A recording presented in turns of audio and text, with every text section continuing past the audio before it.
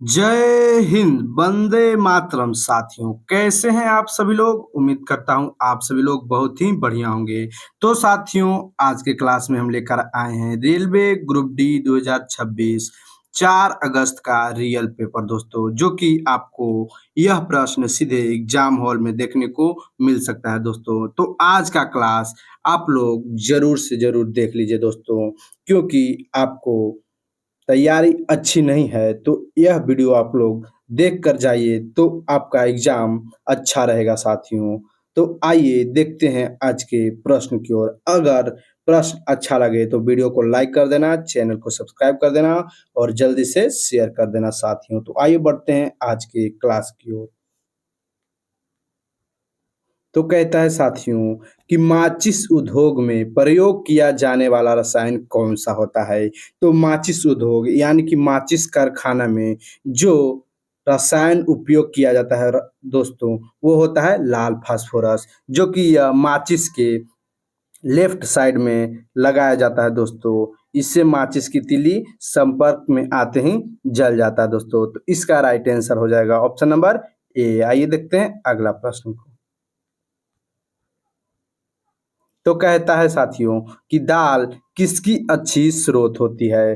तो आप लोग बताइएगा कि दाल होती है जो कि किसकी सबसे अच्छी स्रोत होती है? तो दाल में होता है जो कि प्रोटीन सबसे अधिक पाया जाता है और यह शाकाहारी प्रोटीन का मुख्य स्रोत माना जाता है दोस्तों। और इसका उपयोग है, सॉरी, इसका कार्य होता है शरीर के वृद्धि एवं ऊतकों की मरम्मत में सहायता करना। तो इसका राइट आंसर हो जाएगा ऑप्शन नंबर सी। आइए देखते हैं अगला प्रश्न को। तो कहता है साथियों कि यकृत द्वारा स्रावित पित्त रस किसमें संचित रहता है? तो दोस्तों, यकृत द्वारा जो स्रावित पित्त रस होता है वह यकृत से ही निकलता है, यानी कि यकृत से ही पित्त रस स्रावित होता है। आप लोग याद रखिएगा कि यकृत से कौन सा रस स्रावित होता है? तो पित्त रस स्रावित होता है। और पित्त रस जो कि कहाँ संचित यानी जमा रहता है? तो वो रहता है पित्ताशय में। कहाँ रहता है? तो पिताशय में। आप लोग याद रखिएगा। तो इसका बिल्कुल सही उत्तर हो जाएगा ऑप्शन नंबर सी। आइए देखते हैं अगला प्रश्न को। तो कहता है साथियों कि नींबू एवं संतरे में कौन सा अम्ल पाया जाता है? तो आप लोग कमेंट करके बताइएगा कि नींबू एवं संतरे में कौन सा अम्ल पाया जाता है? तो वो होता है दोस्तों साइट्रिक अम्ल। साइट्रिक अम्ल होता है जो कि नींबू एवं संतरे में पाया जाता है दोस्तों। बात करें ऑक्जेलिक अम्ल के बारे में दोस्तों, तो ऑक्जेलिक अम्ल होता है जो कि किसमें पाया जाता है साथियों? तो इसका उत्तर आप लोग कमेंट करके बताना कि ऑक्जेलिक अम्ल होता है जो कि किसमें पाया जाता है दोस्तों? तो वो दोस्तों ऑक्जेलिक अम्ल होता है जो कि टमाटर में पाया जाता है। किसमें? टमाटर में पाया जाता है दोस्तों। और बात करें लैक्टिक अम्ल के बारे में, तो लैक्टिक अम्ल होता है जो कि दही में पाया जाता है। क्या? दही में पाया जाता है। टॉर्टरिक अम्ल होता है जो कि अंगूर में पाया जाता है। आप लोग याद रखिएगा, एक प्रश्न को हम 4 प्रश्न में एक्सप्लेन करके बताएं दोस्तों, तो आप लोग इसे जरूर याद रखिएगा। आइए देखते हैं अगला प्रश्न को। तो कहता है साथियों कि मानव द्वारा निर्मित प्रथम कृत्रिम रेशा कौन सा होता है? तो मानव द्वारा जो प्रथम कृत्रिम रेशा होता है वो होता है दोस्तों नायलॉन। कौन होता है? नायलॉन दोस्तों। इसका आविष्कार वॉलेस, इसका आविष्कार कौन किए थे? तो वॉलेस कैरदरस। आप लोग याद रखिएगा कि कृत्रिम रेशा का आविष्कार कौन किए थे? तो वॉलेस कैदरस। यह मजबूत एवं टिकाऊ होता है दोस्तों। और इसका उपयोग के बारे में बात करें तो इसका उपयोग कपड़ों, रस्सियों, आप लोग याद रखिएगा, रस्सियों एवं जाल में उपयोग किया जाता है दोस्तों। तो इसका बिल्कुल सही उत्तर हो जाएगा ऑप्शन नंबर बी। आइए देखते हैं अगला प्रश्न को।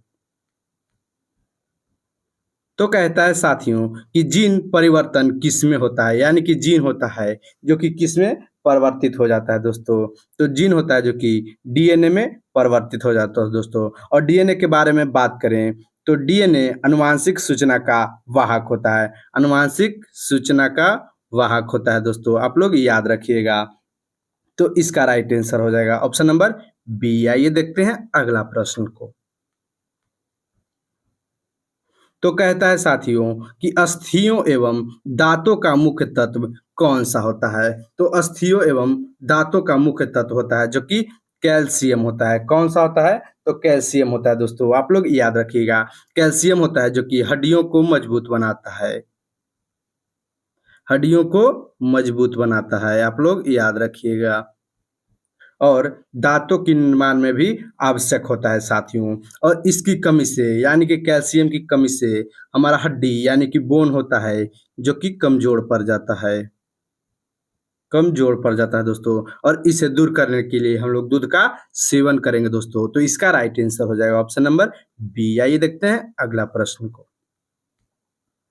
तो कहता है साथियों कि मरकत किसका यौगिक है? मरकत होता है जो कि किसका यौगिक होता है? तो मरकत बेरिल खनिज का रूप होता है। बात करें मरकत के बारे में, तो मरकत होता है जो कि बेरिल खनिज का रूप होता है दोस्तों। इसमें बेरिलियम पाया जाता है, मरकत में बेरिलियम पाया जाता है दोस्तों। इसके रंग के बारे में बात करें तो आप लोग याद रखिएगा कि इसका रंग होता है हरा रंग। कैसा होता है? तो हरा रंग दोस्तों। तो इसका राइट आंसर हो जाएगा ऑप्शन नंबर ए, बेरिलियम। आइए देखते हैं अगला प्रश्न को। तो कहता है साथियों कि कपास किससे प्राप्त होती है? तो कपास होती है दो की दोस्तों बीज से प्राप्त होती है। किससे प्राप्त होती है? तो बीज से प्राप्त होती है दोस्तों। बात करें कपास के बारे में, तो कपास के रेशे बीजों पर उगते हैं। किस पे उगते हैं?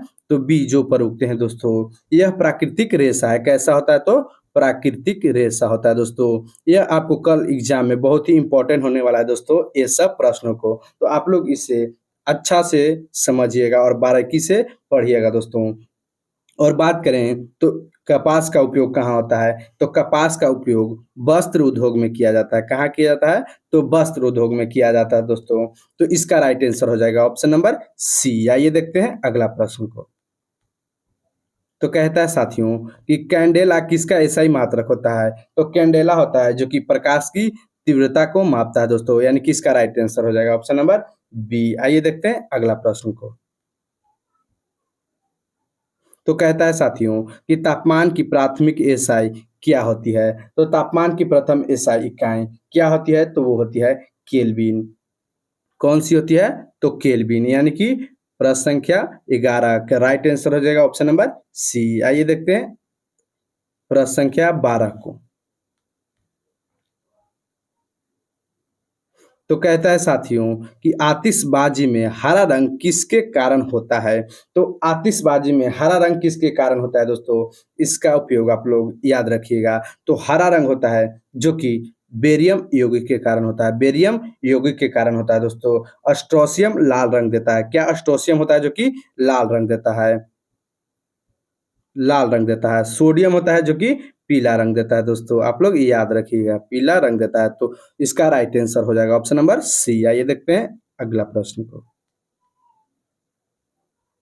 तो कहता है साथियों कि टमाटर का लाल रंग किस वर्ण के कारण होता है? तो दोस्तों आप लोग अभी बताएं कि टमाटर होता है जो कि इसका रंग लाल क्यों होता है? तो वो होता है लाइकोपीन के कारण में। लाइकोपीन के कारण। और टमाटर में कौन सा अम्ल पाया जाता है? तो वो पाया जाता है ऑक्जेलिक अम्ल। ऑक्जेलिक अम्ल आप लोग याद रखिएगा। तो इसका राइट आंसर हो जाएगा ऑप्शन नंबर सी। आइए देखते हैं अगला प्रश्न को। तो कहता है साथियों कि जड़त्व का नियम किसने दिया था? तो जड़त्व का नियम जो कि कौन दिए थे? तो वो दिए थे गैलीलियो ने। कौन दिए थे? गैलीलियो ने। और इन्होंने न्यूटन ने इसे प्रथम गति नियम के रूप में प्रस्तुत किया था। जड़त्व का नियम किसने दिया था? तो गैलीलियो ने। और इसका न्यूटन का प्रथम नियम यानी कि न्यूटन जी ने न्यूटन का प्रथम नियम गति नियम से प्रस्तुत किया था। जड़त्व किसी वस्तु का स्वाभाविक गुण होता है दोस्तों। यानी कि कहने का मतलब है जड़त्व का मतलब कि जब कोई वस्तु कहीं विराम अवस्था में पड़ा है तो वो विराम अवस्था ही बनाए रखना चाहता है दोस्तों। तो इसका राइट आंसर हो जाएगा ऑप्शन नंबर बी। आइए देखते हैं अगला प्रश्न। तो कहता है साथियों कि ओजोन परत किससे हमारी रक्षा करती है? तो ओजोन के बारे में बात करें साथियों, तो ओजोन होता है जो कि हमारे वायुमंडल में 2 किलोमीटर की ऊंचाई पे स्थित होता है। और यह समताप मंडल में, कहाँ? सम सॉरी समताप मंडल में स्थित होता है। दोस्तों आप लोग याद रखिएगा, एक प्रश्न को हम लोग यहाँ पे 5-5 प्रश्न के रूप में बनाकर देख रहे हैं दोस्तों। तो कहता है कि ओजोन परत 2 किलोमीटर की ऊंचाई पर स्थित है दोस्तों, और कैसा मंडल में होता है, तो समताप मंडल में दोस्तों। और यह किससे बना होता है, तो ऑक्सीजन के 3 अणु से मिलकर बना होता है, जो कि हमारी रक्षा करता है पैरा बैंगनी किरणों से दोस्तों। कैसा, पैरा बैंगनी किरणों से दोस्तों। और इसका 36 होता है, जो कि CFC कार्बन द्वारा, यानी कि क्लोरोफ्लोरोकार्बन द्वारा ओजोन परत की क्षति अधिक होती है दोस्तों। तो आप लोग याद रखिएगा, इसका राइट आंसर हो जाएगा ऑप्शन नंबर बी, पैरा बैंगनी किरणों से हम लोग को बचाता है। तो आइए देखते हैं अगला प्रश्न को। तो कहता है साथियों कि बुध ग्रह का सबसे विशिष्ट गुण क्या होता है। तो आप लोग बताइएगा कि बुध ग्रह का विशिष्ट गुण क्या होता है। तो वो होता है चुंबकीय क्षेत्र का होना। क्या होता है, चुंबकीय क्षेत्र का होना दोस्तों। इसमें कमजोर चुंबकीय क्षेत्र पाया जाता है दोस्तों, और इसका कोई प्राकृतिक उपग्रह नहीं है, यानी कि बुध ग्रह का कोई उपग्रह नहीं होता है। आप लोग याद रखिएगा कि बुध ऐसा ग्रह है जो कि इसका कोई उपग्रह नहीं है दोस्तों। और बात करें बुध के बारे में, तो यह है जो कि सूर्य के सबसे निकट स्थित है। सूर्य के सबसे निकट स्थित है दोस्तों। आप लोग याद रखिएगा, तो इसका राइट आंसर हो जाएगा ऑप्शन नंबर सी। आइए देखते हैं अगला प्रश्न को।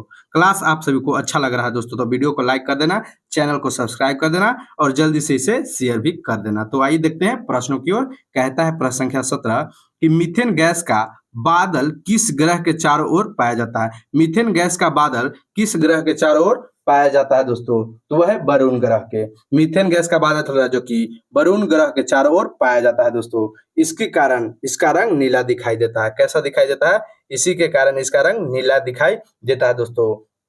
यूरेनस में भी मीथेन पाई जाती है। यूरेनस ग्रह में भी मीथेन पाई जाती है। आप लोग याद रखिएगा, तो इसका राइट आंसर हो जाएगा ऑप्शन नंबर सी, वरुण। आइए देखते हैं अगला प्रश्न को। तो कहता है कि किसी द्रव की बूंद गोलाकार क्यों होती है। तो किसी द्रव की बूंद गोलाकार होती है, जो कि क्यों होती है, तो वो होती है पृष्ठ तनाव के कारण। किसके कारण, तो पृष्ठ तनाव के कारण। आप लोग याद रखिएगा, इसके बारे में विस्तार से चर्चा करें दोस्तों। तो पृष्ठ तनाव बूंद को न्यूनतम सतह क्षेत्र देता है, यानी कि छोटा सा क्षेत्र देता है, न्यूनतम सतह क्षेत्र देता है दोस्तों। गोलाकार आकृति सबसे कम सतह क्षेत्र वाली होती है दोस्तों, इसी कारण बूंद गोल बनती है। तो इसका राइट आंसर हो जाएगा ऑप्शन नंबर बी, पृष्ठ तनाव के कारण। आइए देखते हैं अगला प्रश्न को। तो कहता है साथियों कि ध्वनि का वेग सबसे कम किस माध्यम में होता है दोस्तों। तो ध्वनि के बारे में बात करें दोस्तों, तो ध्वनि होता है जो कि अनुदैर्ध्य तरंग होती है। क्या, सॉरी, दैर्ध्य तरंग के रूप में होती है दोस्तों। आप लोग याद रखिएगा। और ध्वनि होती है जो कि सबसे कम और सबसे अधिक किस माध्यम में होती है दोस्तों, तो वो ठोस माध्यम है। ठोस माध्यम में ध्वनि की चाल सबसे अधिक होती है दोस्तों। और बात करें द्रव में, तो द्रव में ठोस की तुलना में कम होती है दोस्तों, सॉरी, कम होती है। और गैस में कहें तो गैस में, यानी कि वायु में बहुत ही कम होती है दोस्तों। तो कहने का मतलब है कि ध्वनि का वेग सबसे कम किस माध्यम में होगा, तो होगा दोस्तों वायु में, यानी कि ऑप्शन नंबर सी हो जाएगा, जो कि हमारा बिल्कुल सही उत्तर होगा साथियों। तो आइए देखते हैं अगला प्रश्न को। तो कहता है कि सबसे तेजी से बढ़ने वाला पौधा कौन सा होता है। तो इसको उत्तर आप लोग कमेंट करके बताइएगा कि सबसे तेजी से बढ़ने वाला पौधा कौन होता है। तो वो होता है यूकेलिप्टस। कौन सा होता है, तो यूकेलिप्टस होता है दोस्तों। तो इसका राइट आंसर हो जाएगा ऑप्शन नंबर सी। आइए देखते हैं अगला प्रश्न को। तो साथियों, आज का क्लास आप सभी को अच्छा लग रहा हो तो वीडियो को लाइक कर देना, चैनल को सब्सक्राइब कर देना और शेयर कर देना दोस्तों। और कल के एग्जाम हॉल में जाने से पहले यह प्रश्न को बिल्कुल देख लेना दोस्तों, क्योंकि यह प्रश्न आपको एग्जाम हॉल में सीधे देखने को मिल सकता है साथियों। तो आइए देखते हैं प्रश्न की ओर। कहता है कि पीत किस अंग में जमा होता है दोस्तों। तो जैसा कि पीछे बताएं, जस्ट पीछे बताएं दोस्तों, कि पीत रस होता है जो कि यकृत से बनता है। कहाँ से बनता है, यकृत से बनता है। कौची बनता है दोस्तों, तो पित्त रस बनता है दोस्तों, यानी कि यकृत पित्त रस को स्रावित करता है। और पित्त रस होता है जो कि पित्ताशय में जाके जमा हो जाता है दोस्तों, पित्ताशय में जाके जमा होता है। और पित्त रस का काम है वसा एवं प्रोटीन का पाचन करना। आप लोग याद रखिएगा, वसा एवं प्रोटीन का पाचन कौन करता है, तो पित्त रस करता है दोस्तों। तो इसका राइट आंसर हो जाएगा ऑप्शन नंबर सी, कि पित्त रस होता है जो कि किस अंग में जमा रहता है, तो पित्ताशय में। आइए देखते हैं अगला प्रश्न। तो कहता है साथियों कि कौन सा पदार्थ अति शीतल द्रव माना जाता है। क्या दोस्तों कि कौन सा पदार्थ यानी कि इनमें से कौन सा पदार्थ है जो कि अति शीतल पदार्थ के रूप में जाना जाता है। तो वह है दोस्तों अमोनिया। कौन सा है? अमोनिया। तो इसका उपयोग के बारे में बात करें तो इसका उपयोग होता है दोस्तों शीतलन यानी कि रेफ्रिजरेशन में किया जाता है दोस्तों। रेफ्रिजरेशन कहने का मतलब है दोस्तों कि अमोनिया का उपयोग किया जाता है जो कि रेफ्रिजरेशन यानी कि शीतापन में किया जाता है दोस्तों। तो इसका राइट आंसर हो जाएगा ऑप्शन नंबर बी। आइए देखते हैं अगला प्रश्न को। तो कहता है साथियों कि सपाट यानी कि चपटी अस्थियां मुख्यतः कहाँ पाई जाती है दोस्तों। तो जैसा कि आप लोग जान रहे हैं कि railway group D new syllabus के अनुसार आपको एग्जाम में लगभग 30 प्रश्न साइंस को देखने को मिलेगा साथियों, जो कि आज के प्रश्नों में वह बहुत ही महत्वपूर्ण साबित होने वाला है दोस्तों। तो सपाट कहता है इनकी सपाट चपटी अस्थियां मुख्यतः कहाँ पाई जाती है। तो वह दोस्तों खोपड़ी में पाई जाती है। कहाँ पाई जाती है? आप लोग याद रखना कि सपाट यानी कि चपटी अस्थियां होती है जो कि खोपड़ी में पाई जाती है दोस्तों। और इसका काम है मस्तिष्क का सुरक्षा करना यानी कि माइंड का सुरक्षा करना दोस्तों। आप लोग याद रखिएगा इसका कार्य है मस्तिष्क का सुरक्षा करना। तो इसका राइट आंसर हो जाएगा option number B sorry C. आइए देखते हैं अगला प्रश्न को। तो कहता है साथियों कि स्पार्क यानी क्वार्ट्ज का क्रिस्टलीय रूप किसका होता है दोस्तों। स्पार्क होता है जो कि यह क्रिस्टलीय रूप किसका होता है। तो वो होता है सिलिका का यानी कि सिलिका का क्रिस्टलीय रूप होता है जो कि स्पार्क होता है दोस्तों। और क्वार्ट्ज सिलिका यानी कि इसका सूत्र होता है SiO2 दोस्तों। आप लोग याद रखिएगा, हो सके आपको एग्जाम में सिर्फ फार्मूला देखने को ही मिल जाए दोस्तों। और इसका उपयोग के बारे में बात करें तो इसका उपयोग होता है कांच बनाने में। कहाँ? तो कांच बनाने में इसका उपयोग किया जाता है दोस्तों। आप लोग याद रखिएगा। और यह है जो कि पृथ्वी पर बहुत ही प्रचुर मात्रा में पाया जाता है दोस्तों। तो इसका राइट आंसर हो जाएगा ऑप्शन नंबर बी। आइए देखते हैं अगला प्रश्न को। तो कहता है साथियों कि नेफ्रॉन का प्रयोग किस रूप में किया जाता है। तो आप लोग कमेंट करके जल्दी से बताइए कि नेफ्रॉन होता है जो कि इसका उपयोग कहाँ किया जाता है। तो इसका उपयोग होता है जो कि प्रशीतक यानी कि रेफ्रिजरेंट में किया जाता है। और इसके बारे में विस्तार से चर्चा करें तो नेफ्रॉन का उपयोग है जो कि रेफ्रिजरेटर यानी कि फ्रिज और एसी। रेफ्रिजरेटर यानी कि रेफ्रिजरेटर यानी कि फ्रिज और एसी में किया जाता है दोस्तों। यह शीतलक गैस है। क्या? शीतलक गैस है दोस्तों। कुछ नेफ्रॉन ओजोन परत को नुकसान पहुंचाते हैं दोस्तों। आप लोग याद रखिएगा कि नेफ्रॉन गैस भी होता है जो कि ओजोन को नुकसान पहुंचाता है। आप लोग प्रश्न में देखने को मिल सकता है। तो इसका राइट आंसर हो जाएगा ऑप्शन नंबर बी। आइए देखते हैं अगला प्रश्न को। तो कहता है साथियों कि डीडीटी का आविष्कार किसने किया था। तो डीडीटी का आविष्कार जो किए थे वो थे पॉल म्यूलर। पॉल म्यूलर थे दोस्तों। इसी के चलते इनको नोबेल पुरस्कार भी मिला था। तो आपसे पूछते हैं कि डीडीटी के आविष्कार कौन किए थे। तो वे थे पॉल म्यूलर। और इन्हें नोबेल पुरस्कार मिला था या नहीं? तो जी हाँ दोस्तों, इन्हें नोबेल पुरस्कार मिला था दोस्तों। तो और बात करें डीडीटी का उपयोग होता है जो कि मलेरिया को नियंत्रण करने में किया जाता है। क्या? मलेरिया को नियंत्रण करने में किया जाता है दोस्तों। तो इसका राइट आंसर हो जाएगा ऑप्शन नंबर बी। आइए देखते हैं अगला प्रश्न को। तो कहता है कि हैली धूमकेतु कितने वर्ष के बाद दिखाई देता है दोस्तों। तो हैली धूमकेतु होता है जो कि 76 वर्षों के बाद दिखाई देता है। कितने वर्षों के बाद? तो 76 वर्षों के बाद दिखाई देता है दोस्तों। तो इसका राइट आंसर हो जाएगा ऑप्शन नंबर सी। आइए देखते हैं अगला प्रश्न को।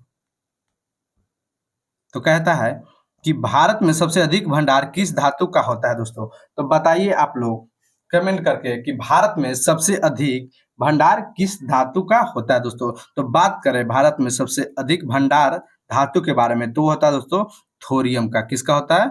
तो थोरियम रियम है जो कि भारत का एक विशाल भंडार है। यानी कि भारत में थोरियम का एक विशाल भंडार है दोस्तों, जो कि यह कहाँ है? तो है केरल। कहाँ? केरल और तमिलनाडु। और तमिलनाडु यानी टीएन को शॉर्ट में लिख दिया, तमिलनाडु के तटीय क्षेत्रों में मिलता है दोस्तों। और इसके बारे में बात करें विस्तार से तो थोरियम का उपयोग किया जाता है तो परमाणु ऊर्जा में किया जाता है। कहाँ? परमाणु ऊर्जा में उपयोग किया जाता है दोस्तों, आप लोग याद रखिएगा। तो भारत में सबसे अधिक भंडार किस धातु का है? तो थोरियम धातु का दोस्तों। और यह कहाँ पर है? तो केरल और तमिलनाडु के तटीय क्षेत्रों में मिलता है। और इसका उपयोग किस लिए किया जाता है? तो परमाणु ऊर्जा के रूप में इसका उपयोग किया जाता है दोस्तों। तो इसका राइट आंसर हो जाएगा ऑप्शन नंबर सी। आइए देखते हैं अगला प्रश्न को। तो कहता है दोस्तों कि रक्त का थक्का जमाने में कौन सा विटामिन सहायक है दोस्तों? तो यह प्रश्न को हम लोग पहले भी करा चुके हैं दोस्तों। तो इसका उत्तर आप लोग कमेंट करके जरूर बताना। तो वो है दोस्तों विटामिन के। रक्त को थक्का बनाने में विटामिन के होता है, जो कि महत्वपूर्ण भूमिका निभाता है दोस्तों। तो इसका राइट आंसर हो जाएगा ऑप्शन नंबर डी। आइए देखते हैं अगला प्रश्न को। तो कहता है साथियों कि पौधे हरे क्यों दिखाई देते हैं? है दोस्तों, जबकि पौधे हरे क्यों दिखाई देते हैं? तो वह था दोस्तों क्लोरोफिल वर्णक के कारण। क्या? क्लोरोफिल वर्णक के कारण होता है, जो कि पौधे हरे दिखाई देते हैं दोस्तों। आप लोग याद रखिएगा। तो इसका राइट आंसर हो जाएगा ऑप्शन नंबर सी। आइए देखते हैं अगला प्रश्न को। तो कहता है कि मैडम क्यूरी ने किस तत्व की खोज की थी? जो दोस्तों मैडम क्यूरी थे वह किस तत्व के खोज किए थे? तो वो थे दोस्तों रेडियम तत्व के। आपसे पूछ दे कि रेडियम तत्व के आविष्कार या खोज कौन किए थे? तो वह दोस्तों मैडम क्यूरी ने, जिन्हें उन्हें 2 बार पुरस्कार मिला था। क्या बार? 2 बार नोबेल पुरस्कार से क्या किया गया था? सम्मान किया गया था दोस्तों। 2 बार नोबेल पुरस्कार से सम्मान किया गया था दोस्तों। रेडियम एक रेडियो धर्मी तत्व है। कैसा है? तो रेडियो धर्मी तत्व है दोस्तों। आप लोग याद रखिएगा कि रेडियम होता है, जो कि एक रेडियो धर्मी तत्व होता है। तो इसका राइट आंसर हो जाएगा ऑप्शन नंबर बी। आई देखते हैं अगला प्रश्न को। तो साथियों आज का क्लास आप सभी को अच्छा लगा हो तो मेरा चैनल को सब्सक्राइब कर देना, वीडियो को लाइक कर देना और जल्दी से शेयर कर देना दोस्तों। अगर आपको यह क्लास का पीडीएफ चाहिए तो मेरा नंबर 9546110514 पर मैसेज कर देना दोस्तों कि सर हमें पीडीएफ की ज़रूरत है। और आप एग्जाम सेंटर तक हो सके इसका पीडीएफ निकाल कर लेते जाइएगा। और एक बार एग्जाम हॉल में प्रवेश करने से पहले आपको यह प्रश्न जरूर देख लेना दोस्तों। तो आइए देखते हैं प्रश्न की ओर। कहता है कि स्टेनलेस स्टील मुख्यतः किन 2 धातुओं के मिश्रण से बनता है दोस्तों? तो स्टेनलेस स्टील होता है जो कि निकेल और क्रोमियम धातुओं के मिश्रण से बनता है दोस्तों। तो इसका राइट आंसर हो जाएगा ऑप्शन नंबर सी। आइए देखते हैं अगला प्रश्न को। तो कहता है कि प्रकाश संश्लेषण के दौरान कौन सी गैस निकलती है दोस्तों? तो यह बहुत ही इजी प्रश्न है दोस्तों कि प्रकाश संश्लेषण के लिए कौन सी गैस निकलती है। और बात करें कि कौन सी गैस लेती है, तो कार्बन डाइऑक्साइड लेती है दोस्तों और जल लेती है। क्या लेती है? जल लेती है। और सूर्य के प्रकाश लेती है। क्या? सूर्य के प्रकाश लेती है। और क्लोरोफिल के उपस्थिति में, क्या?